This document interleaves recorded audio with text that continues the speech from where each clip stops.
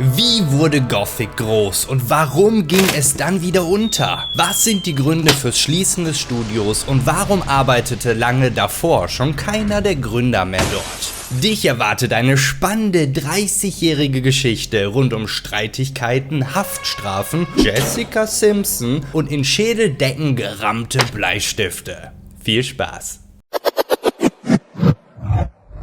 Die Geschichte von Gothic beginnt eine etwa 40-minütige Autofahrt von Bremen entfernt, an der Universität Oldenburg. Hier lernen sich im Informatikstudium Ulf Wohers, Dieter Hildebrandt und Bert Speckels kennen, die ihre Freizeit dafür nutzen, die Space and Time Engine zu entwickeln. Dabei handelt es sich um eine in den Programmiersprachen Pascal sowie Assembler geschriebene 3D-Engine, die das Erstellen von Videospielen im Stile von Ultima Underworld oder The Elder Scrolls Arena ermöglicht.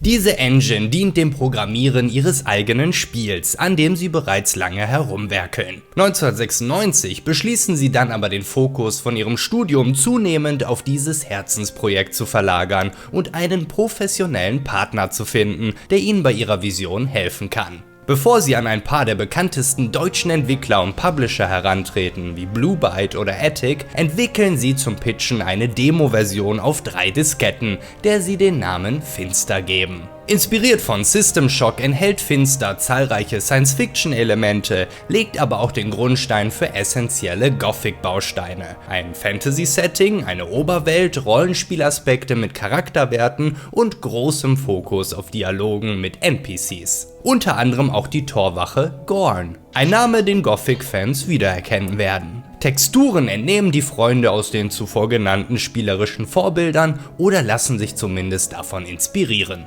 Eine der Spieleschmieden, auf die sie zugehen, ist das Bochumer Unternehmen Greenwood Entertainment, mit denen sie ins Geschäft kommen. Hier arbeiten Alexander Brüggemann, Stefan Newell, Mike Hoge und Tom Putzki, die in dem Studio Wirtschaftssimulationen und Fußballmanager für den deutschen Markt entwickeln. Kein Wunder, dass sie sich begierig auf das Projekt der Studenten stürzen. Allen voran Mike Hoge, der bereits seit 1995 an eigenen Ideen arbeitet. Erst die Finanzspritze durch Investor Funsoft, der sich einkauft, sorgt aber für das Erweitern des spielerischen Horizonts. Nach der Vertragsschließung beginnt die Arbeit am Projekt Orpheus. Doch die Tage von Ultima Underworld sind gezählt und die sich technisch rasant weiterentwickelnde Industrie bietet keinen Platz mehr für den pixeligen Look und die zu sehr auf Dungeons ausgelegte Engine. Entsprechend beginnen die Studenten, liebevoll Mad Scientists genannt und so auch für die Vertragsschließung firmiert, von vorne. Anstelle von Pascal verwenden sie nun C++,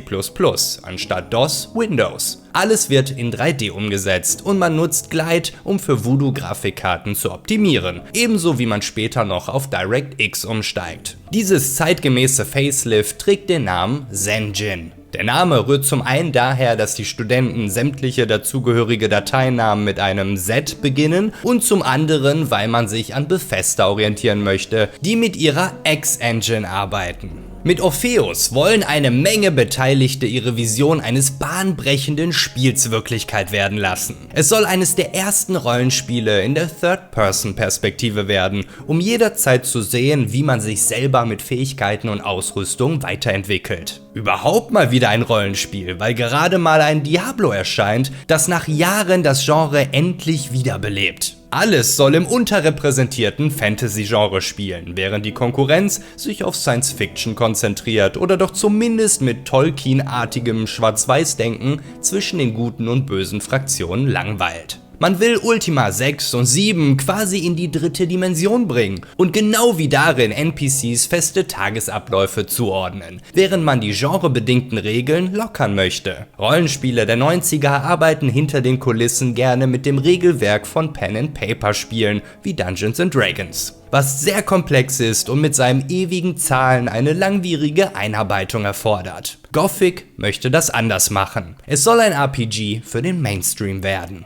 Außerdem soll Orpheus schmutzig und düster werden, direkt aufs Maul, wie im Ruhrpott üblich, in einer kleinen, dadurch aber auch sehr dichten Welt. Aus diesem Wunsch heraus entsteht die ikonische Idee der magischen Barriere und mit der wiederum der Ausgangspunkt der gesamten Handlung des Spiels. Auch Hollywood-Inspirationen wie die Gefängnisinsel aus Die Klapperschlange werden berücksichtigt. Andere Story-Grundsteine werden auch durch das vorangegangene Spieldesign und Mike Hoges Arbeit an der Spielwelt gelegt. So entsteht der unterirdische Tempel, weil die Minen und Höhlen alleine zu langweilig sind. Und um die dort passend eingesetzten Untoten zu erklären, wird der schlafende Gott der Unterwelt erdacht. Das Projekt jedoch gerät ins Stolpern, als Greenwood Entertainment in finanzielle Schieflage gerät, nachdem Funsoft sie abstoßen möchte. Eigentlich ist das Unternehmen bereits pleite, als die Mad Scientists an die Tür klopfen. Doch der Funke bei sämtlichen Beteiligten ist übergesprungen und ein Stoppen kommt überhaupt nicht mehr in Frage. Aus dieser Leidenschaft heraus gründen die 4 Entwickler dann im Oktober 1997 ihr eigenes Studio,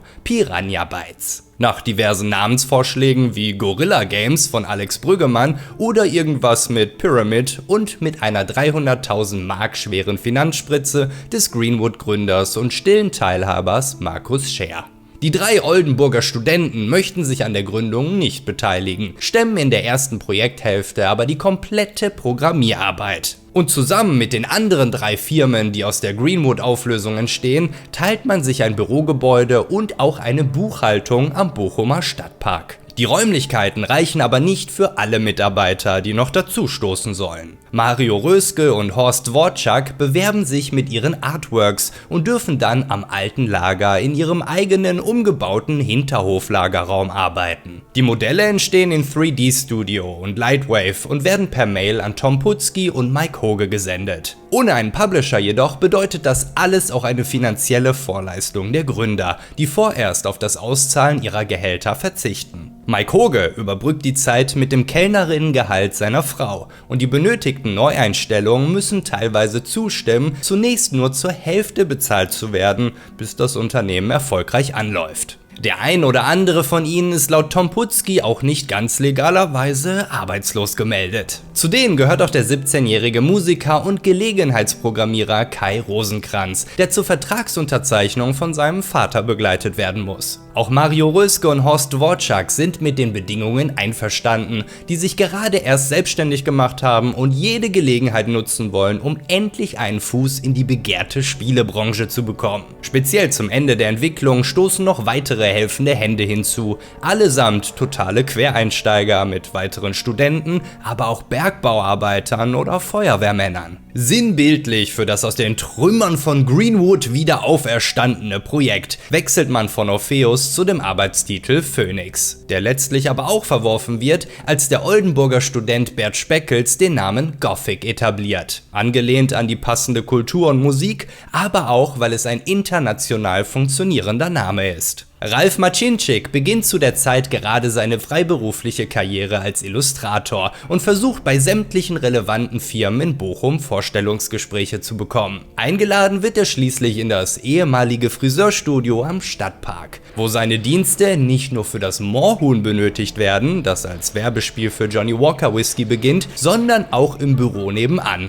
wo ein talentierter Zeichner die Konzeptideen eines Fantasy-Rollenspiels zu Papier bringen soll. Derselbe Mann, der später auch die Schläfermaske für das Spielecover entwerfen sollte, nachdem die Piranhas den Vorschlag der Marketingabteilung ablehnen. Wie nahezu alle neu gegründeten Indie-Studios hat auch bei Piranha Bytes die Suche nach einem Publisher und somit einer Finanzierung höchste Priorität. Zu diesem Zweck beginnen sie im April 1998 mit einer lediglich zu rund 25% fertiggestellten Spielversion und mit großspurigen Ankündigungen die Werbetrommel zu rühren. Sie besuchen nahezu jede deutsche Niederlassung internationaler Publisher, doch werden dort keine derartigen Entscheidungen getroffen. Wirkung zeigt ihr Marketing, als im Februar 1999 Egmont Interactive sie unter Vertrag nimmt, nachdem sie sich auf der Frankfurter Buchmesse kennenlernen. Als Tochtergesellschaft des EHPA Verlags möchte man das stagnierende Wachstum des Comicmarktes ausgleichen, indem man sich ein Stück des boomenden Videospielegeschäfts abschneidet. Zu der Zeit gliedert sich Piranha Bytes selber auch als Tochtergesellschaft in die Phenomedia Publishing GmbH ein, die ebenfalls von Markus Scher gegründet wurde,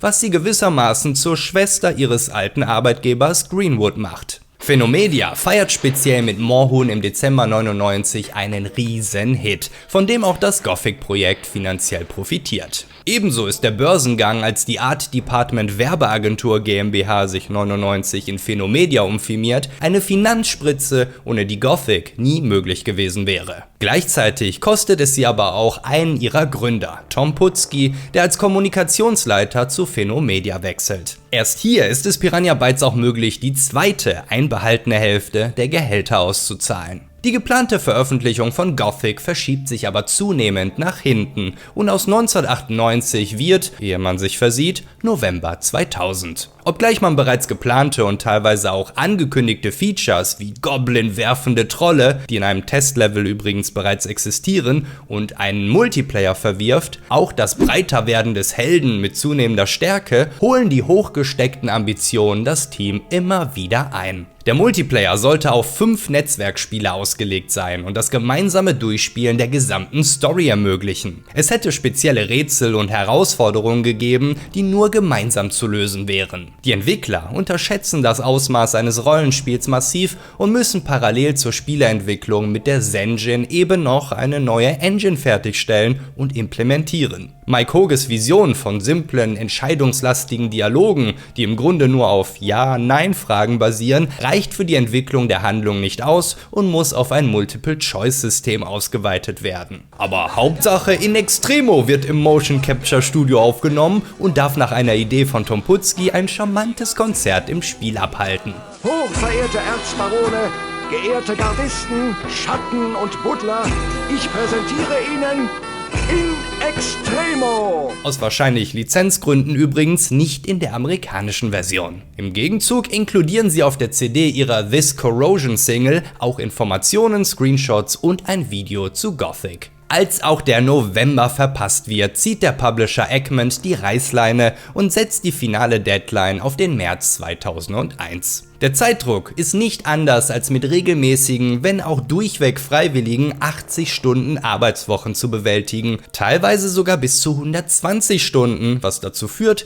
dass rund 80% des finalen Inhalts in den letzten 4 Monaten entsteht. Mit dabei ist die Kampf-KI, der Großteil der Monster, sogar die Maussteuerung in Reaktion auf kritisches Feedback von Journalisten. Gothic wird in dieser stressigen Zeit geatmet, wie Matthias Filler aus der Story-Abteilung es ausdrückt. Das Team schläft regelmäßig im Büro und im Foyer des Gebäudes, auf Sofas und unter Tischen. Zum Frühstück gibt's Brötchen mit zerquetschten Snickers darin. Ein finaler Inhalt letztlich, der kaum an der geplanten Vision von Gothic kratzt. Lediglich 1/3 der geplanten Funktionen können realisiert werden. Entgegen der Planung muss man doch auch auf ein Erfahrungspunktesystem setzen und man entfernt Inhalte wie beispielsweise die Psi-Magie der Sektenklasse und eine tiefere Story auch nach dem ersten Kapitel. Viele Höhlen bleiben leer, einige Charaktere ungenutzt, Videosequenzen auf Papier. Die Videos, die es ins Spiel schaffen, sind gerendert und nicht wie durch ein aufwendig entwickeltes Tool in Ingame-Grafik umgesetzt, weil damit ständig ein NPC auf seinem festgesetzten Tagesablauf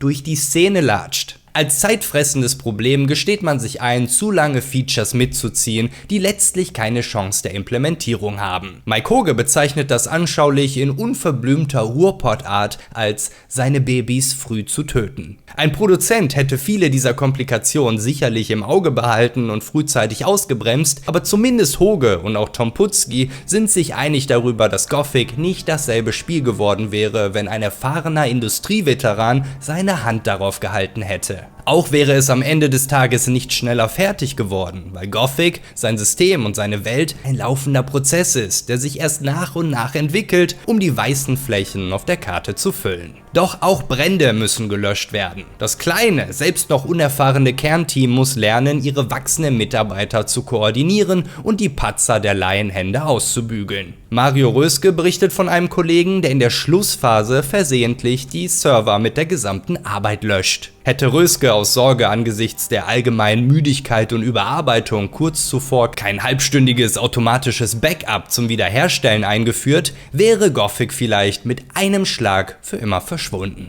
Auch der Weggang der Mad Scientists hätte verheerende Folgen gehabt. Die setzen sich nämlich ein halbes Jahr vor Ende zusammen und beschließen, das Projekt abzubrechen, um nach 3 Jahren endlich mit ihrem Leben und vor allem ihrem Studium fortzufahren. Doch Mike Hoge, der das gesamte Projekt bereits zerbrechen sieht, setzt alle Karten auf einen Bluff und lügt ihnen vor, dass die Rechtsabteilung von Phenomedia die 3 Jungs auseinandernehmen würde. Widerwillig machen sie weiter, doch das gute Verhältnis im Team nimmt erheblichen Schaden. Am 15. März 2001 vollbringt Piranha Bytes dann aber das kleine Wunder und Gothic kann erscheinen. Trotz der heruntergedampften Inhalte sind die Kritiker begeistert, können diese Begeisterung aber offenbar nicht auf die Käuferschaft überspringen lassen. Gothic ist kein wirtschaftlicher Erfolg und dadurch einer der Hauptgründe, warum Egmont Interactive nach dem kurzen, stressigen Ausflug ins Videospielegeschäft wieder schließen muss. Auch der Sprung, um das Spiel in die USA zu bekommen, ist vorher noch zu viel für den kleinen Publisher, der die Rechte an Psy-Cat verramscht, wie Stefan Newell es ausdrückt. Doch im Hintergrund und mit der Zeit entwickelt sich das Spiel zum Kulthit und durch das vom Studio bereitgestellte Modkit kann die leidenschaftliche Community selbst aktiv werden, Inhalte anpassen, verbessern und erweitern. Das führt auch zum polnischen Projekt Die Chroniken von Myrtana, Acholos, einer gewaltigen Gothic 2 Mod mit eigener Spielwelt im Gothic-Universum, mit über 170 Quests,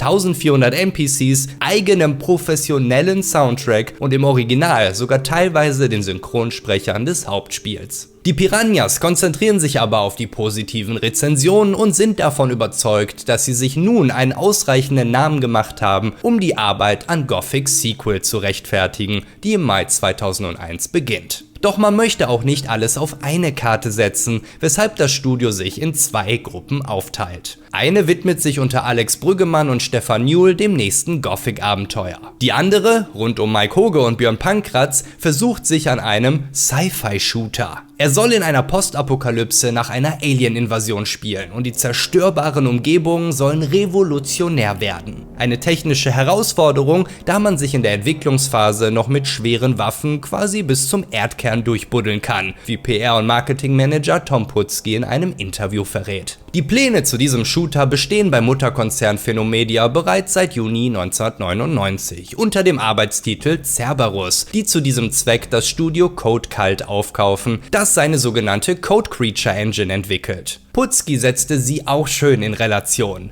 Während die gesamte Spielwelt von Gothic aus rund 95.000 Polygonen besteht, benötigt in der neuen Engine bereits ein einzelner Baum 13.000. Bis zu 300.000 davon kann man gleichzeitig auf dem Bildschirm anzeigen. Die Technik-Demo, die auf dem Nvidia-Stand der ECTS gezeigt wird, weiß zu begeistern und wird allenfalls von Crytek's X-Isle überschattet, das sich bis 2004 zu Far Cry weiterentwickeln würde. Doch zumindest Quake 3 will man mit ihrem Ego-Shooter technisch in die Tasche stecken. Die einzigen Bilder, die man von diesem Projekt je zu sehen bekommt, sind Konzeptzeichnungen des Künstlers Ralf Maciejczyk, der sie 2008 auf seinem Blog veröffentlicht.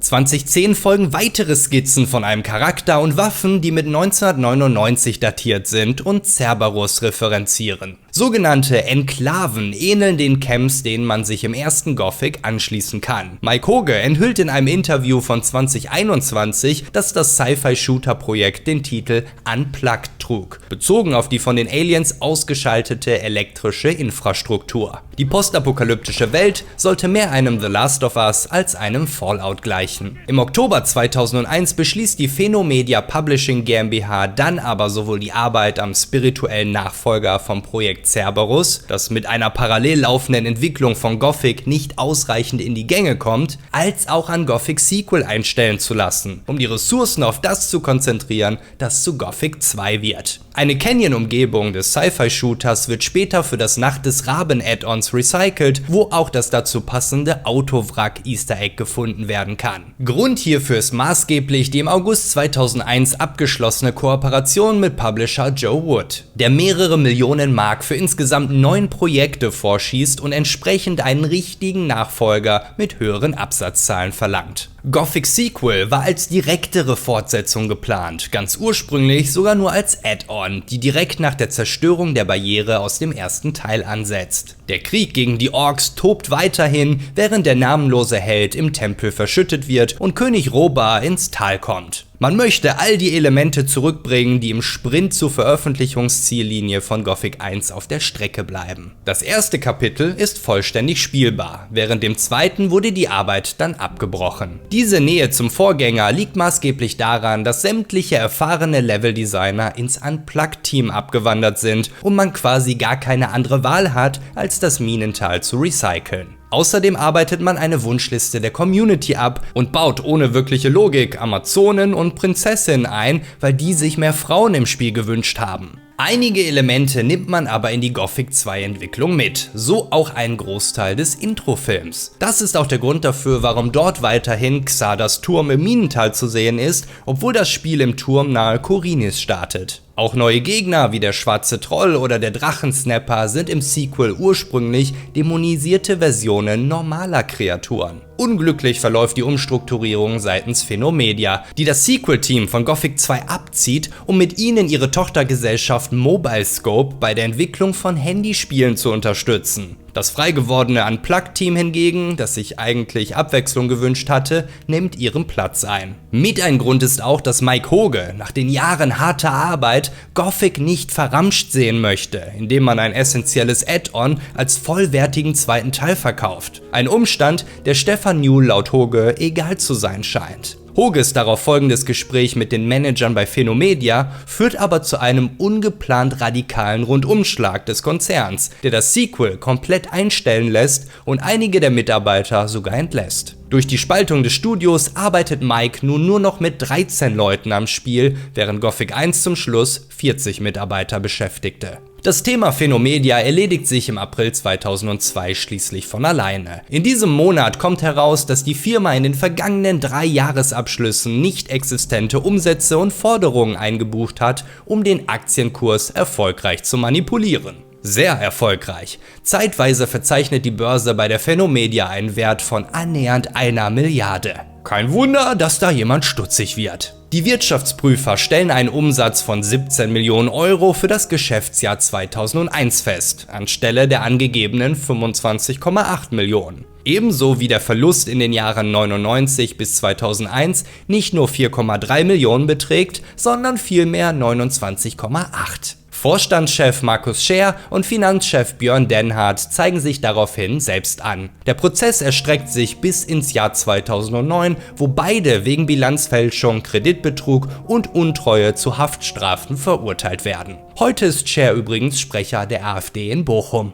Mit der Eröffnung des Insolvenzverfahrens im August 2002 wird Phenomedia aufgelöst und die verbliebenen Vermögenswerte veräußert, um einige der Unternehmensschulden zu begleichen. Piranha Bytes wird daraufhin eigenständig und übernimmt als Pluto 13 GmbH die Gothic-Lizenz, das laut Sounddesigner Kai Rosenkranz zur Folge hat, dass das Team eigentlich nur noch von Luft und Liebe lebt. Die Singles quasi nur von Luft. Nach eigener Aussage ist Mike Hoge für diesen Deal verantwortlich, den er mit Jürgen Göldner schließt, der die Geschäftsführung während des Insolvenzverfahrens weiterführt. Die Fertigstellung von Gothic 2 gegen die Markenrechte an Piranha Bytes, Gothic sowie ihre Schreibtische und Rechner. Da ist es naheliegend, dass man die Nähe zu Publisher Joe Wood sucht, der noch auf seine eingekauften Titel wartet. Die Entwicklung von Gothic 2, nun im berühmt-berüchtigten Zweifamilienhaus in Essen, in dessen Dachgeschoss Komponist Kai Rosenkranz wohnt, läuft gut an und zeigt wesentlich weniger Komplikationen auf als beim Vorgänger. Die Engine muss nur geringfügig angepasst werden und nach Jahren der Arbeit damit sind inzwischen alle Beteiligten bestens mit ihr vertraut. Gleichzeitig lernt man auch aus den Fehlern des Vorgängers und schraubt die Ambitionen deutlich zurück. Ziel ist nun keine Genre-Revolution mehr, sondern lediglich ein Aufpolieren der Gothic-Formel. Die Piranhas möchten sich kein weiteres Mal übernehmen und als das Spiel schließlich im November 2002 mit nur einer einmonatigen Verschiebung erscheint, sehen sie diese Taktik bestätigt.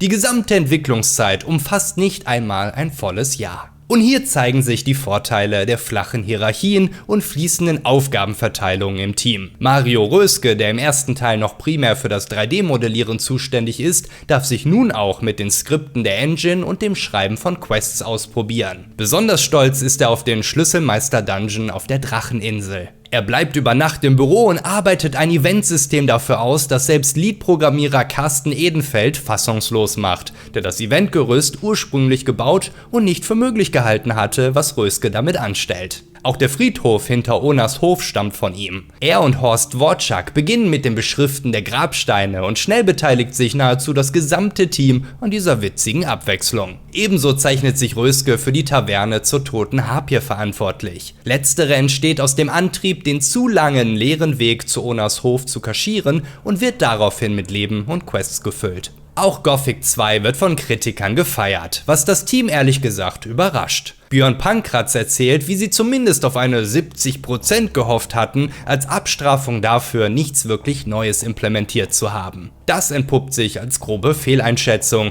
doch immerhin die ersten Fans beschweren sich bereits und müssen sich wundern, was aus ihrer liebgewonnenen, schmutzigen Fantasy-Welt geworden ist. Ritter in glänzenden Rüstungen, Drachen und andere Genre-Klischees springen einen nun an. Genau die Elemente, die man im Vorgänger gezielt umgeht. Ein Eingeständnis, das sich auch Mike Hoge machen muss, der selbst die Story, Atmosphäre und Musik im ersten Teil präferiert. Doch bei einer Entwicklungszeit von 11 Monaten und den nahezu gänzlich nutzlosen Trümmern des Sequels ist einfach nicht mehr drin. Das ebnet aber auch den Weg für ein Versprechen. Gothic 3 soll alles wieder gut machen und die besten Elemente beider Vorgänger in sich vereinen. Bevor es aber dazu kommt, greifen die Piranhas ihr ursprüngliches Konzept erneut auf und kündigen im Februar 2003 das Add-on Nacht des Raben an, das mit dem Verkaufsstart im August solide Umsätze in Deutschland und Osteuropa generiert und die Studiokasse endlich wieder auffüllt. Und das, obwohl es mit der heißen Nadel gestrickt wird. Die Handlung setzt inmitten der Story des Hauptspiels an,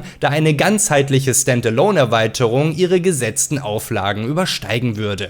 Die Kosten müssen niedrig gehalten werden, das Spiel darf eine Größe von 500 MB nicht übersteigen und entsprechend greift man am besten auf eine Welt zurück, die bereits existiert. Die ersten Arbeiten an Gothic 3 beginnen bereits parallel, doch zum Erreichen ihrer Deadline werden viele Mitarbeiter wieder ins Nacht des Raben-Team von Björn Pankratz versetzt, sodass die Produktion des dritten Hauptteils erst Ende 2003 vollends Fahrt aufnehmen kann. Eine Verzögerung, die Konsequenzen mit sich bringen sollte. Nachdem man mit Gothic 2 zurückhaltender war, will man die Fans nun wieder begeistern. Piranha Bytes möchte sich nicht selbst kopieren, alles soll sich anders und neu anfühlen. Es soll mehr Freiheiten geben. Durch ein aufgelockertes Gildensystem möchte man die Linearität zu Spielbeginn verringern und eine neue Engine soll für einen frischen Look sorgen. Dafür wirft man sogar ein Auge auf Gamebryo, mit der Spiele wie Morrowind oder Fallout 3 entwickelt werden. Eine große, offene Welt ohne Ladezeiten scheint damit aber nicht möglich und auch das Physiksystem entspricht nicht den Vorstellungen des Teams. Also beschließt man, die Fehler des ersten Teils zu wiederholen und parallel zur Spielentwicklung eine neue, eigene Engine zu bauen. Ein Prozess, der bereits während der Entwicklung von Die Nacht des Raben beginnt. Das Ergebnis ist die Genome Engine, die Piranha Bytes noch bis zum bitteren Ende nutzt. Dem geschulten Auge werden Parallelen zur Code Creatures Engine auffallen, da eine Reihe derer Entwickler zu Piranha Bytes wechseln. Doch bis man mit der Genome Engine überhaupt ansatzweise arbeiten kann, ist es ein langer Weg. Mehr als ein Jahr wird lediglich an den Daten gearbeitet und die langsam unruhig werdenden Kollegen können weder etwas importieren, noch kann man ihnen Vorgaben diktieren. Stattdessen macht der Spruch die Runde: Polygone spielen keine Rolle, gib Gummi. Als dann allerdings nach 1,5 Jahren endlich die erste Version des Editors steht und die Daten importiert werden können, sieht man nichts anderes als gravierendes Ruckeln aufgrund der zu zahlreichen Polygone. Selbst die unscheinbarste Holzhütte hat rund 700.000 davon, weil die Artists jedes noch so kleine Brett ausmodellieren. Auch Autor Matthias Filler muss improvisieren. Ohne das Ergebnis oder das Dialogsystem im Einsatz zu sehen, arbeitet er monatelang auf Papier. Das führt dazu, dass er letztlich rund 90% davon wegschmeißen muss. Wichtige Quests dürfen beispielsweise nicht an einzelnen NPCs hängen, da es möglich ist, jeden von ihnen zu töten. Eine Entscheidung, die zu zahlreichen Kompromissen im Missionsdesign führt.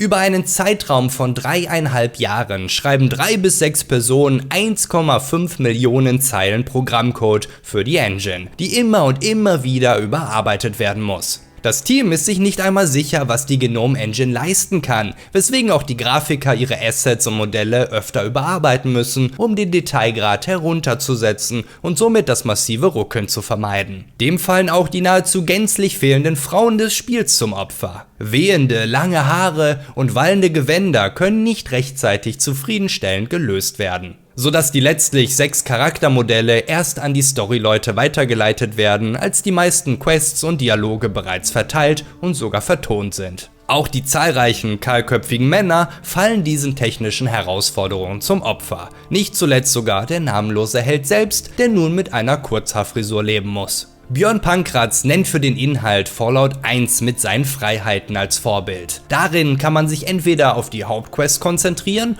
oder man schweift ständig ab, erkundet und erledigt Nebenaufgaben, um sich das Ziel zu erleichtern. Genau diese Freiheiten soll Gothic 3 mitbringen und gleichzeitig zugänglicher denn je werden und dann auch noch 4 bis 5 Mal so groß sein wie Gothic 2. Ein riesiger Kontinent soll 3 Klimazonen beherbergen und mit Reittieren zu bereisen sein, während die epische Geschichte sich bis in die Riege der Götter erstreckt. Wieder kündigen sie viele ihrer Pläne verfrüht öffentlich an. Wieder müssen sie sich irgendwann eingestehen, dass sie nach zu weit entfernten Sternen greifen. Reittiere, für die die große Spielwelt letztlich gedacht ist, müssen gestrichen werden, weil die Animationen zum Aufsatteln nicht funktionieren wollen. Auch das geplante Revolutionssystem findet keinen bzw. nur sehr groben Einsatz, bei dem man Rebellen helfen muss, ihre Städte von Orks zu befreien. Der mächtige Sprungangriff wird erst kurz vor Veröffentlichung entfernt, was aber zu spät ist, um dessen Beschreibung noch aus dem Handbuch zu entfernen. Was man der Öffentlichkeit bereits vorgeführt hat, führt auch zu Problemen bei der Kürzung des Contents. So möchte man eigentlich das Schneegebiet Nordmar und die Wüste auslassen, entscheidet sich aber letztlich dagegen, da beides bereits präsentiert worden war. Stattdessen staucht man die gesamte Mapgröße auf annähernd die Hälfte zusammen. Was ursprünglich ein Quadrat werden soll, ist nun nur noch eine lange Wurst. Wieder einmal gehen die beteiligten Entwickler und Designer am Stock und schaffen sich zwischendurch eigene kreative Oasen, um nicht den Verstand zu verlieren. Mario Röske braucht nach dem Erstellen der 40. Höhle eine Abwechslung und platziert in einer davon einen nackten, auf Fellen schlafenden Kerl, der vollkommen high ist. Und weil dessen Quest ohnehin nur ein Gag sein soll, schickt sie den Helden gleich in eine andere Klimazone, um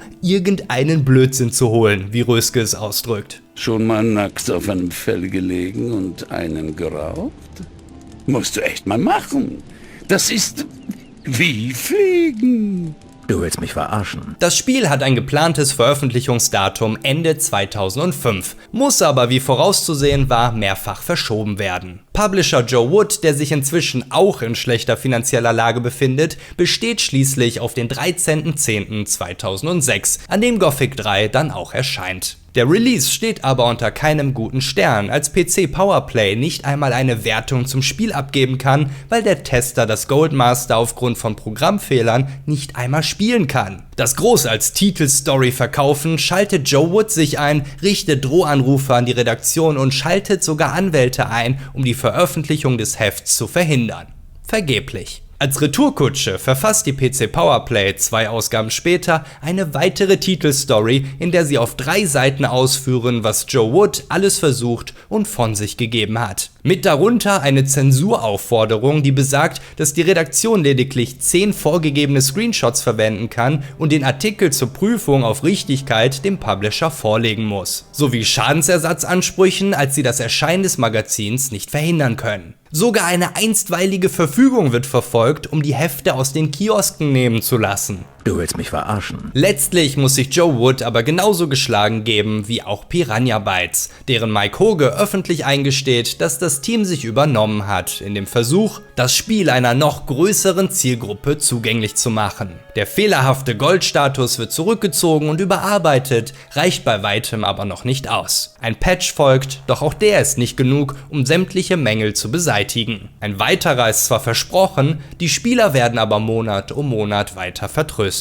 Nichtsdestotrotz ist Joe Wood mit den Verkaufszahlen zufrieden. Piranha Bytes Geschäftsführer Michael Rüwe hingegen meint, dass wir als Piranha Bytes mit Gothic 3 keinen Gewinn gemacht haben. Im Gegenteil. Mike Hoge gibt in einem anderen Forum-Post mögliche Gründe dafür an. So arbeiten die Piranhas bereits mit eigenen finanziellen Ressourcen und teilweise unter Verzicht ihres Gehalts an einem Nachfolger oder Add-on, dessen technische Grundlage auch Gothic 3 zurechtpatchen soll. Zwischen Joe Wood und Piranha Bytes kommt es jedoch zum Streit und die Verhandlungen über ein Gothic 4 werden vom Publisher aus juristischen Gründen abgebrochen. Die Marke Gothic jedoch bleibt nach der Trennung der beiden Unternehmen zunächst bei Joe Wood, die vertraglich das Recht innehaben, sie weiter nutzen zu dürfen. Im Detail haben sie das Recht, ein Gothic 4 mit einem beliebigen Entwickler zu produzieren, Gothic 3 und 4 auf Konsolen zu portieren und sich die Veröffentlichungsrechte eines potenziellen Gothic 5 von Piranha Bytes zu sichern. So zu einem lange überfälligen frischen Wind gezwungen, kündigen Piranha Bytes RPB an,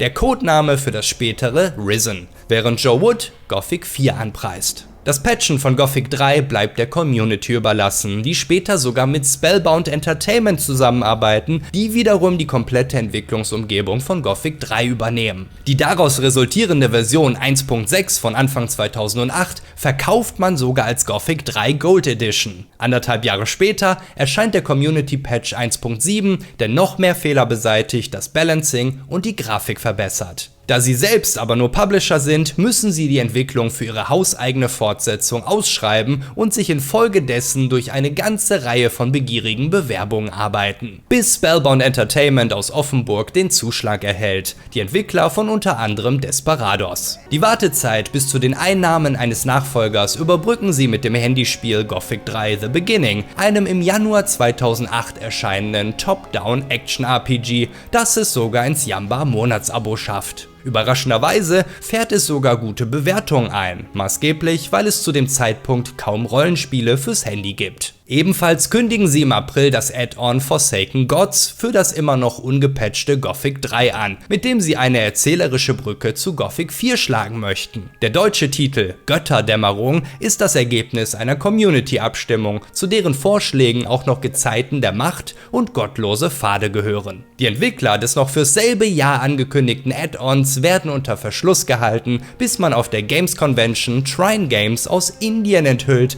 die keinen sonderlich beeindruckenden Lebenslauf mitbringen und nicht die geringste Erfahrung mit Rollenspielen. Doch scheinbar kann Joe Wood nicht nur die günstigsten indischen Konditionen, sondern auch noch einen Mengenrabatt aushandeln, denn sie lassen Trine Games auch das Add-on für die Gilde 2 entwickeln, das ebenso vernichtend bewertet wird wie Götterdämmerung. Der Entwickler verteidigt sein unfertiges, uninspiriertes und fehlerhaftes Produkt damit, die meiste Zeit damit zugebracht zu haben, sich in die Gnome Engine einzufinden. Schlechte Zeiten für sowohl Joe Wood als auch die Marke Gothic, wenn ihr aktuell bestes Produkt im Jamba Sparabo beworben wird. Gothic 3.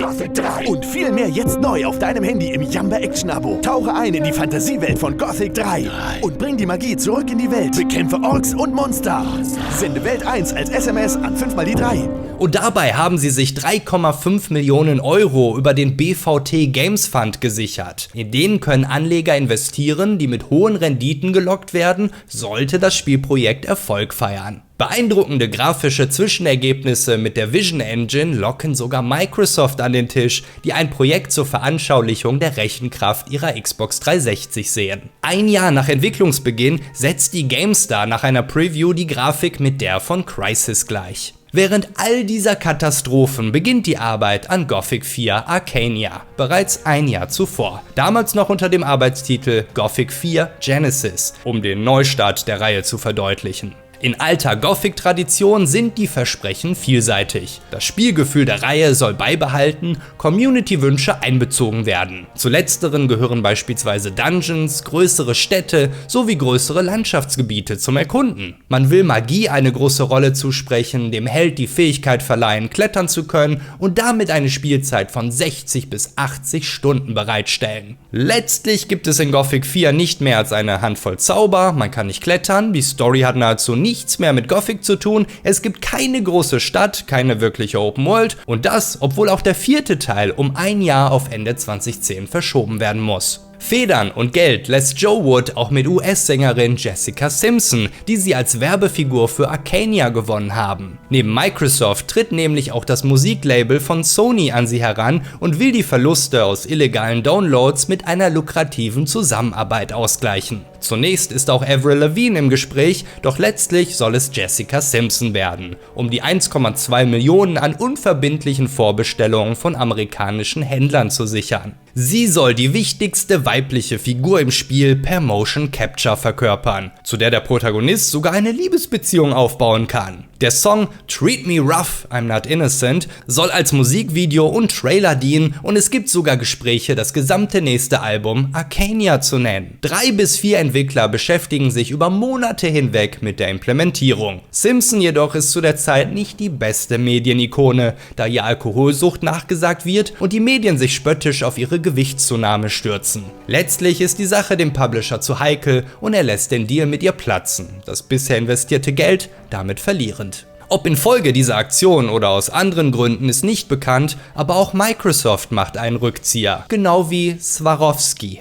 Die Kristallspinnen, die man im Spiel antreffen kann, wurden einzig aufgrund des Versprechens der Marketingabteilung eingebaut, den Schmuckhersteller an der Angel zu haben. Der soll ein Amulett produzieren, das man ebenso in echt kaufen wie auch im Spiel entdecken kann, um den Hals von Jessica Simpsons Charakter. Doch am Ende kostet das auch nur zusätzliche Ressourcen, anstelle neue für das Projekt zu schaffen. 2009 fallen dann die beiden Rollenspielveteranen und Projektleiter Jochen Hammer und Stefan Blank aus. Ersteren holt seine Gesundheit infolge exzessiver Crunchtime ein, Blank wechselt zu einer Firma mit besserer Bezahlung. An die Stelle des Creative Producers rückt Steffen Rühl, der für das erste Gothic bereits Dialoge und Quests schrieb. Er findet ein Projekt vor, das bei Quests, Dialogen, Grafiken und allem anderen von Platzhaltern bevölkert wird. Radikal kürzt er die Spielinhalte herunter und auch externe Berater plädieren für ein weniger ambitioniertes Projekt, das es auch problemlos auf die Konsolen schafft. Die und ihre Controller sind mit ein Grund dafür, dass es am Ende nur 3 anstelle von den geplanten 25 Zaubersprüchen gibt. Rühl holt der Stress ebenfalls ein und nach nur einem halben Jahr zieht auch er die Reißleine und verlässt Spellbound, die am 8. November 2009 auch noch ihren Gründer Armin Gessert verlieren,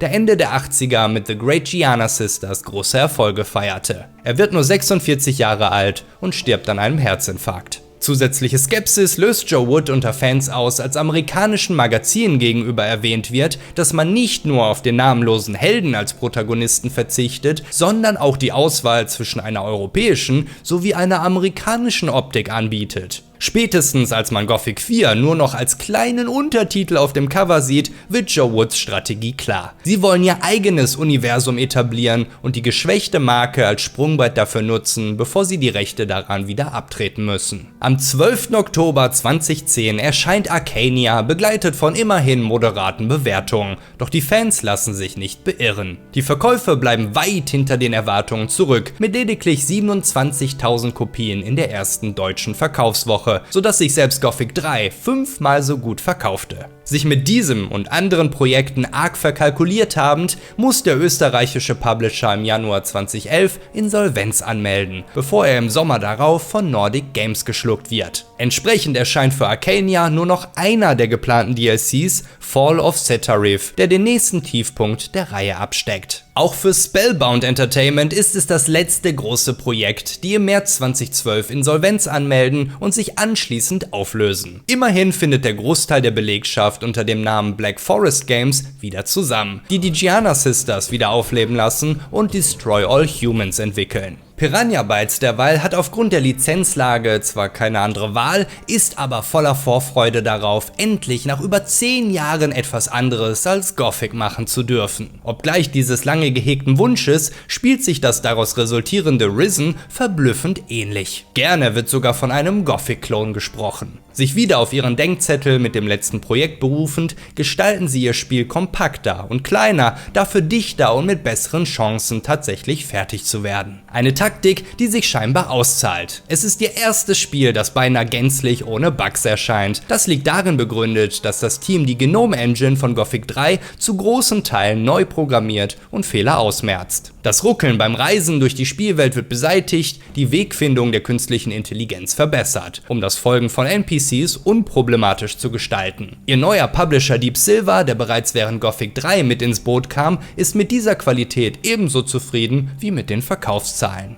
Ein Grund für die ist sicherlich auch das erstmalige Bedienen des Konsolenmarktes, der begehrlich wächst. Ein erneutes Neuland, in dem das Team sich zunächst zurechtfinden muss. Konsolen sind noch deutlich schwächer als herkömmliche PCs. Macht man nun eine gute und eine weniger gute Version? Findet man einen Kompromiss? Bei den Portierungen werden die Piranhas von dem externen Studio Visarbox in Sèvres bei Paris unterstützt, von denen sie vor Ort wichtige Erkenntnisse für den Optimierungsprozess sammeln. Ihre naive Vorstellung, zunächst die bestmögliche PC-Version zu bauen und es dann mal eben auf die Konsolen runterzudampfen, entpuppt sich als arg schief gewickelt. Gerade auch, weil die PlayStation 3 im Vergleich zur Xbox 360 mit einem völlig eigenen Betriebssystem daherkommt, mit eigener Programmiersprache und eigener Grafikanbindung. Ein Aufwand, der sich ab der PlayStation 4 erübrigt, wo Piranha Bytes die Portierung in-house selber erledigt. Risen 2 wird zum vorletzten Port von Visarbox, bevor sie im Dezember 2012 Insolvenz anmelden. Auf die Qualität ihrer Portierung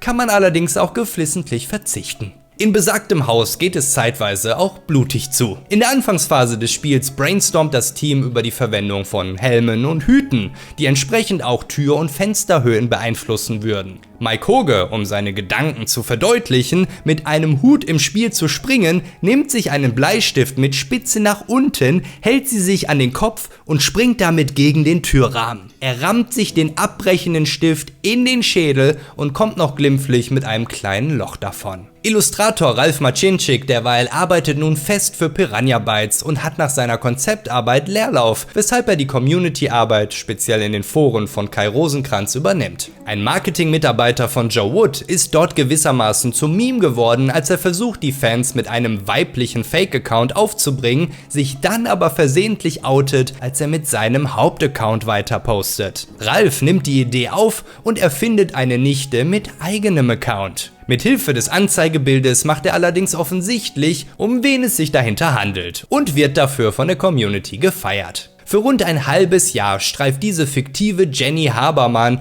aka Willow94, regelmäßig durch das Studio, postet Bilder und Updates zur Entwicklung, beantwortet Fragen und alles herrlich durch die Augen eines 13-jährigen frechen Mädchens beschrieben. Sie ist das Patenkind von Mike Hoge, wurde geboren und ihre Lieblingsmusik ist laut. Die Posts existieren heute noch, der Willow94-Account wurde allerdings inzwischen mit dem von Ralf zusammengelegt. Kein Wunder also, dass ein Nachfolger her muss, der bereits 2012 nachgereicht wird und seine Spieler ins Piratenzeitalter entführt. Jennifer Gartmann, die im Mai 2010 Björn Pankratz heiratet, beginnt bei Risen in der Qualitätssicherung und arbeitet sich so bis zum Nachfolger zur Game Designerin und Autorin hoch. Sie liebt Monkey Island und baut davon inspiriert kleinere Rätsel in das Spiel ein. Der Publisher hingegen verlangt eine Implementierung der geilsten Schiffskämpfe, die man je gesehen hat. Zumindest bis Ubisoft die ersten Bilder von Assassin's Creed 4 Black Flag veröffentlicht und man mit einem Blick auf Piranha Bytes Studiogröße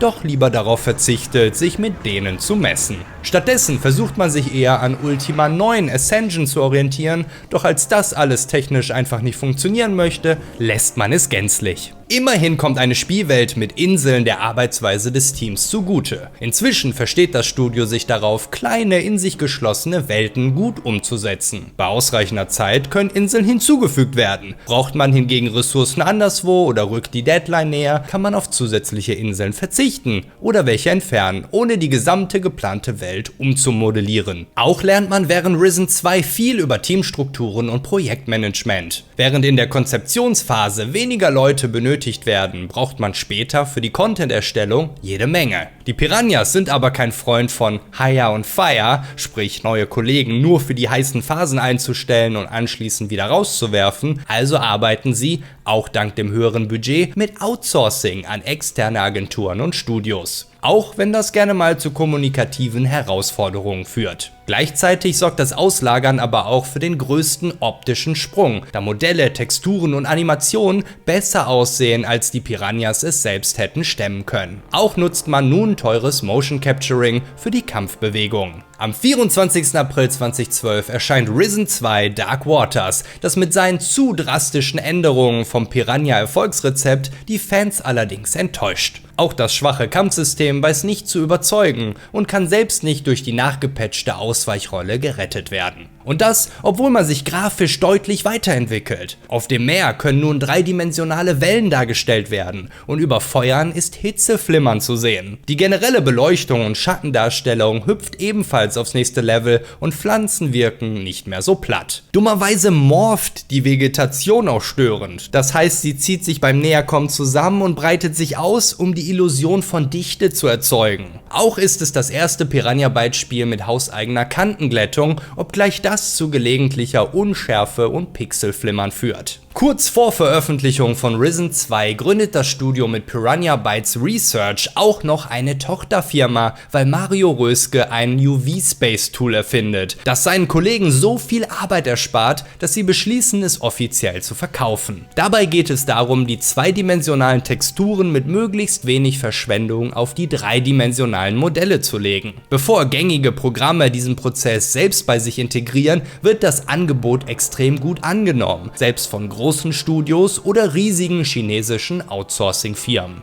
Der fehlende Mut und Antrieb wird 2 Jahre später zum Sinnbild für Risen 3, dem fehlende Innovation ebenso vorgeworfen werden, wie auch, dass man sich nicht genug traut. Auch wenn das dem Community-Feedback zum experimentelleren Risen 2 geschuldet ist, womit sie zumindest die Fans zufriedener stimmen. Die nun implementierten Schiffskämpfe, ermöglicht durch eine neue Wassersimulation in der Engine, können nicht mehr überzeugen. Aber immerhin nutzt man das Spiel mit den Seelen und dem Papageienflug gewissermaßen als Testlauf für ihr nächstes Projekt. Auch verbessert man die hauseigene Engine weiter, korrigiert Fehler des Vorgängers und lässt Licht, Schatten, Physik und Oberflächen fortschrittlicher wirken. Herumstehende Fässer sehen nun nach einem Regenschauer auch nass aus. Auch das Motion Capturing behält man bei, dieses Mal auch für Gesten und generelle Bewegungsanimationen. Die Performance lässt sich auch verbessern durch unter anderem selbstprogrammiertes Occlusion Culling, also das Ausblenden nicht im Bild sichtbarer Objekte. Die Risen 3 Enhanced Edition wird zu Piranha Bytes erstem PlayStation 4 Spiel. Trotz der typischen Schwächen des Studios, die fast wie eine Visitenkarte an ihren Spielen kleben, wird Alex 2017 zum Überraschungshit. Zwar bemängelt man die angestaubte Technik, die hakelige Steuerung und das zähe Finale, befürwortet aber energisch die komplexen Quests und die belohnende Open World. Die Arbeit an Alex beginnt bereits während der Entwicklung von Risen 3 und das gesamte Team ist heiß darauf, wieder etwas Neues auszuprobieren und sich auszutoben. Der Grundgedanke ist, all ihr Gelerntes zu vereinen, die Freiheiten und die Größe von Gothic 3 soll auf die komplexen Quests und vor allem die saubere Umsetzung der Risen-Reihe treffen.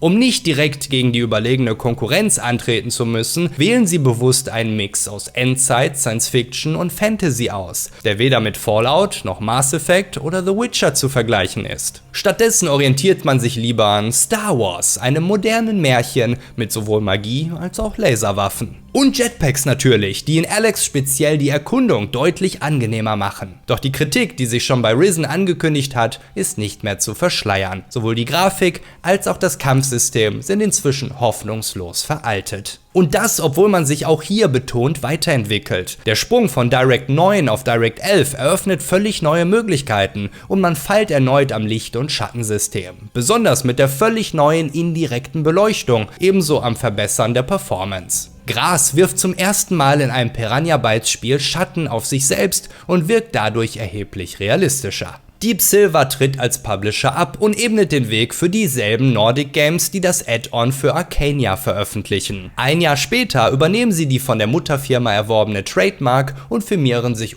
zu THQ Nordic. Deine Mutter treibt's mit Ziegen. Das tut sie vermutlich wirklich.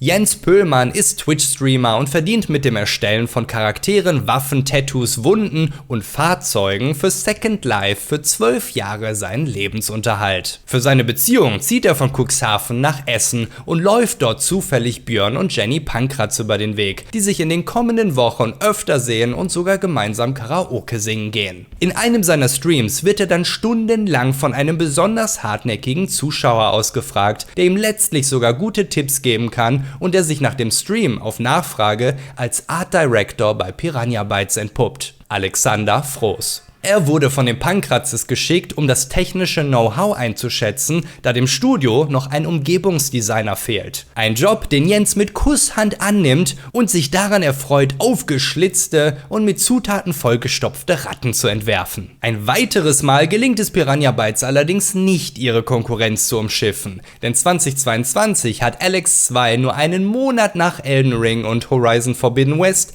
nicht den Hauch einer Chance. Das bekommt man während der teuren Influencer-Kampagne zu spüren, in denen Streamer für ein Stündchen zwischendrin Alex 2 spielen müssen, bevor sie dann schnurstracks wieder zu Elden Ring wechseln. Obgleich das Jetpack nun wirklich fliegen kann, erreicht es niemals die Höhen seines Vorgängers. Auch vor Veröffentlichung des Spiels wird es aufgrund der merkwürdig aussehenden Gesichter in einer Präsentation bereits zum negativen Meme, das in Erinnerung bleibt. Sich mit den tiefen Taschen eines neuen Publishers, auf den wir gleich noch eingehen, sicher fühlend, verfallen sie wieder in alte Muster und verrennen sich in ihren Ambitionen. Man schreibt die Geschichte öfter um, als notwendig wäre und etabliert 5 anstelle der lediglich 3 ursprünglichen Gilden. Stattdessen hätten sie sich lieber in die Unreal Engine einarbeiten sollen, halten aber weiter an ihren eigenen fest, da sie durch das Anlernen eine um 3 bis 4 Jahre verlängerte Entwicklungsdauer vermuten. Zumindest doch hätte man die zusätzliche Zeit fürs Ausmerzen von gravierenden Fehlern nutzen können, die selbst nach einer ungeplanten Verschiebung weiter bestehen bleiben, wie beispielsweise das unnatürliche Licht- und Schattenspiel in Charaktergesichtern. Auch wenn die Kritiken sich mit dem Vorgänger einigermaßen die Waage halten und rund 800.000 Kopien verkauft werden, gelobt man mit dem obligatorischen dritten Teil Besserung. Die wird auch vom Publisher THQ Nordic verlangt, gerade auf grafischer Ebene. Sie möchten ein AA-Spiel, das nach AAA aussieht. Die Entwicklung von Alex 2 wird auch in Turbulenzen geworfen, als THQ Nordic das Essener Studio 2019 aufkauft und zum Teil der Embracer Group macht. Die können es kaum erwarten, die Marke Gothic zu melken und veröffentlichen bereits Ende des Jahres einen spielbaren Teaser zu einem Gothic Remake, das allerdings nicht von Piranha Bytes, sondern von THQ Nordic Barcelona entwickelt wird. Die Resonanz ist trotz der langen Zeit ohne Lebenszeichen der Marke vernichtend. Doch man nimmt sich das Feedback von rund 40.000 Fans zu Herzen und beginnt die Entwicklung ein weiteres Mal von vorne. Denn genau das ist die Absicht dahinter, Daten zu sammeln, um eine gute Gothic-Neuauflage zu erschaffen. Neuauflage wird hier auch groß geschrieben, denn man will bewusst nicht einfach das Original kopieren. Aus diesem Grund wählt man auch das spanische Studio, die weder mit Gothic aufgewachsen sind, noch überhaupt den Hype mitbekommen haben. Der Teaser schießt bewusst ins Extreme, um die Fans aus der Reserve zu locken und mehr Feedback zu generieren. Zu den Anmerkungen aus der Community gehört, dass das Spiel nicht düster genug, das Kampfsystem nicht intuitiv genug und der Held viel zu gesprächig ist. Gepusht von der Corona-Pandemie schießen die Aktienkurse der Spieleindustrie in die Höhe und überall in der Industrie sitzt das Geld locker. Entsprechend spielt Piranha Bytes 2022 noch mit dem Gedanken zu expandieren, sich ein größeres Studio in Gelsenkirchen zuzulegen und die Gestaltung der Figuren outzusourcen. Das Bundesministerium für Wirtschaft und Klimaschutz genehmigt zudem die beantragte Förderung und investiert zusätzliche 3.168.513 €. Denn Alex 3 soll wieder größer und besser werden und zudem mehr auf Fantasy als auf Sci-Fi setzen. Erste Bilder vom angepeilten Look sehen bereits vielversprechend aus, doch der Höhenflug hält nicht lange an. Im Frühjahr 2023 platzt für die Embracer Group ein Milliardendeal und mit einem Schlag versiegt der Geldhahn. 4.500 Mitarbeiter werden global entlassen, 44 Studios geschlossen. Es dauert zwar noch bis November 2023, doch dann trifft es auch Piranha Bytes. Nun ist es für sie aber nicht der erste Mutterkonzern, der über ihnen zusammenbricht. Sie haben das Aus von Phenomedia überlebt, die Finanzkrise in 2008 sowie diverse Durststrecken ohne Publisher im Rücken.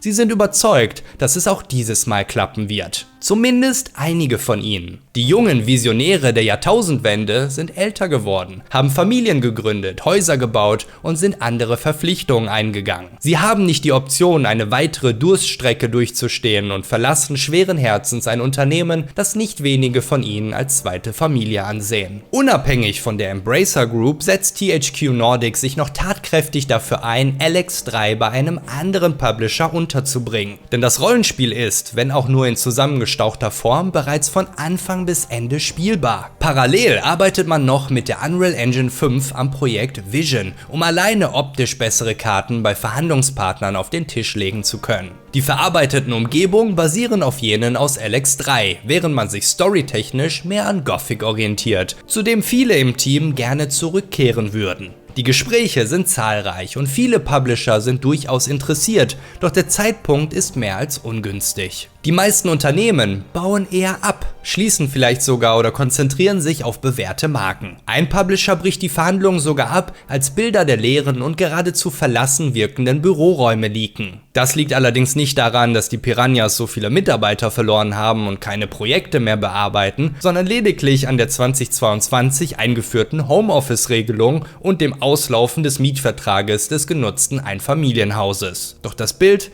brennt sich ein.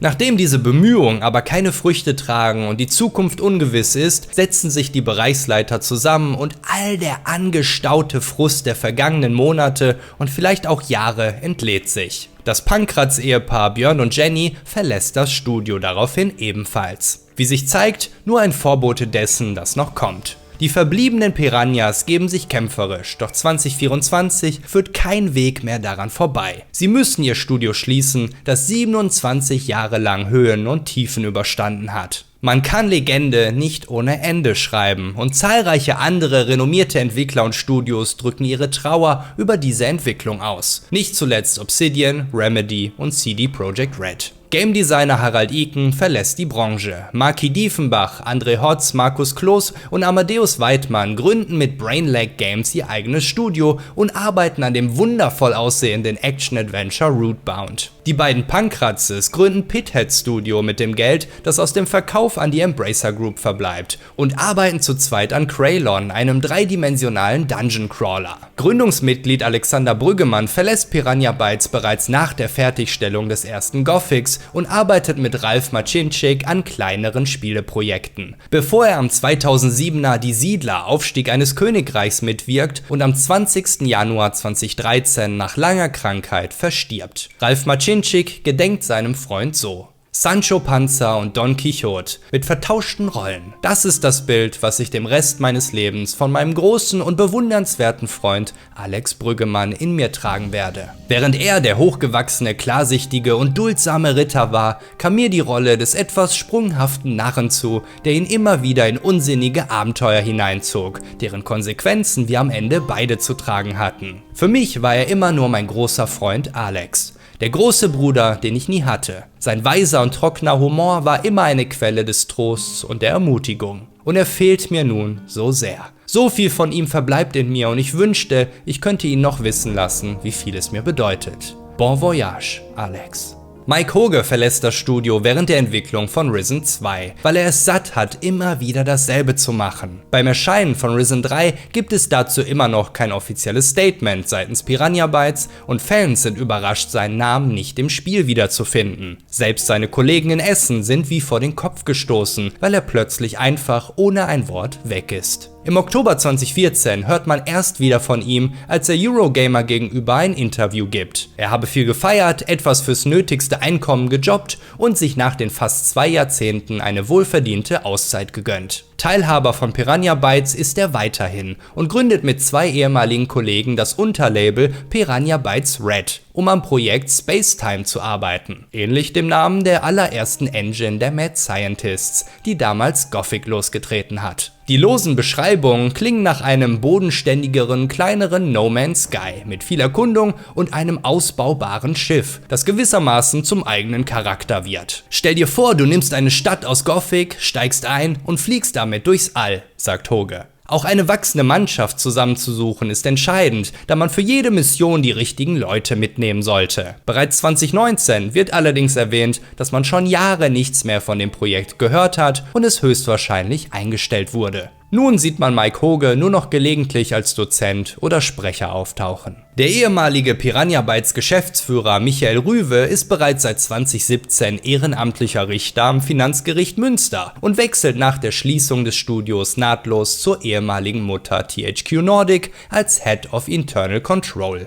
Programmierer und Game Designer Philipp Krause wechselt nach 19,5 Jahren zu Keen Games in Frankfurt am Main, das Studio hinter Enshrouded. Mitgründer Stefan Newell verlässt die Branche bereits Ende 2002 und entwickelt bei verschiedenen Firmen Handy-Applikationen und Softwarelösungen. Aktuell arbeitet er für die SecuSmart GmbH, die sicheres mobiles Arbeiten ermöglicht. Tom Putzki arbeitet nach dem Untergang von Phenomedia für die Games Convention in Leipzig, unterrichtete Games Business und Marketing an der Games Academy und war rund 10 Jahre für die europäische Presse von Wargaming zuständig. Heute ist er freiberuflich als Berater tätig. Programmierer Carsten Edenfeld gründet nach seiner Arbeit an Gothic 3 zusammen mit einem Freund Silent Dreams Games, die sich für die Rollenspielparodien Grotesque Tactics verantwortlich zeigen, sowie für die Zombie-RPGs der Dead Age-Reihe. Die 3 Mad Scientists beenden nach Gothic ihr Studium und bleiben im IT-Sektor. Lediglich Ulf Wohlers versuchte sich vorher noch als Programmierer für Emergency 3 vom deutschen Studio 16 Tons Entertainment. Der Engine-Programmierer Roman Keskenti zieht nach Amsterdam und arbeitet dort seit 2024 für PlayerUnknown Productions, Entwickler von Open-World-Technologien, gegründet vom PUBG-Creator Brandon Green. Programmierer Max Dennis Lüsebrink entwickelte noch den DS-Titel Boulder Dash Rocks, bevor er inzwischen seit über 14 Jahren für die Dial GmbH als Softwareentwickler arbeitet. Sein Kollege Manuel Moos entwickelt Software zur Planung von Aufzügen, während Kurt Pelzer 2024 nach Hamburg zur Game X-Site wechselt und dort nun Star Trek Voyager Across the Unknown programmiert, das von Daedalic gepublished wird. Nach seiner Soundarbeit an Risen, für die er in der ehemaligen Küche des Einfamilienhauses mit den nicht vernünftig verschlossenen Anschlüssen und deren Gestank arbeiten musste, gründet Kai Rosenkranz mit Nevigo sein eigenes Unternehmen, das 2014 Insolvenz anmeldet und bei dem er 2016 schließlich aussteigt, um sich wieder auf seine Musik zu konzentrieren. Er steuert den Soundtrack zu Spielen wie The Long Journey Home, Pizza Connection 3 und Leisure Suit Larry bei und arbeitet auch an der Musik des Gothic 1 Remakes mit. Vor der offiziellen Ankündigung wird er hinter dem Anagramm Isaac Orcs Ren versteckt. 3D-Artist Sascha Heinrichs arbeitet seit 2016 freiberuflich und gründet 2018 Giant Gun Games, die vermeintlich bis heute an dem First-Person-Shooter Maze Slaughter arbeiten, bevor er 2023 noch die S29 Design UG gründet, um 3D-Visualisierung anzubieten. Ralf Macinczyk arbeitet nach wie vor freiberuflich als Illustrator für Comics, Games und Film. Unter dem Pseudonym Rama veröffentlicht er 2024 sein Debüt-Graphic Novel Digger. Zwischen 2010 und 2014 war er außerdem an Anno und Die Siedler beteiligt, primär für Konzeptdesigns. Der ehemalige Second Life-Händler Jens Pöhlmann ist der erste Ex-Piranha, der ein Spiel veröffentlicht. Spitfire, Moonpies Mission, ist im Alleingang in nur einem Jahr entstanden. Ein 2D-Pixel-Rail-Shooter mit einem Alpaka im Weltraum. Er steckt auch bereits in weiteren eigenen Videospielprojekten. Geh zur Wolfsmine und bring die Ausgrabung wieder in Gang. Und wenn ich das nicht tue? Dann hau ich dir volles Pfund aufs Maul. Vielen Dank an die unerreichte World of Players Community, die Gothic bis heute am Leben erhält und jede noch so kleine Information darüber sorgsam archiviert. Eine weitere faszinierende deutsche Entwicklergeschichte habe ich mit der Lula-Reihe in diesem Video für dich aufgearbeitet. Volles Pfund aufs Maul gibt's für meine großartigen Kanalmitglieder Retrojäger, Michael, Robin, Mickes Manic, Dr. Tatwaffel, muss mal was sagen, BTD, P9608, Homebrew Raider, Lurgas, Bibi, Sentinel, Prinz Puma, Cybugs, Gayato Plays, Katz, Venceslas, Blablub und Walz. Vielen Dank für euren Lord-Support.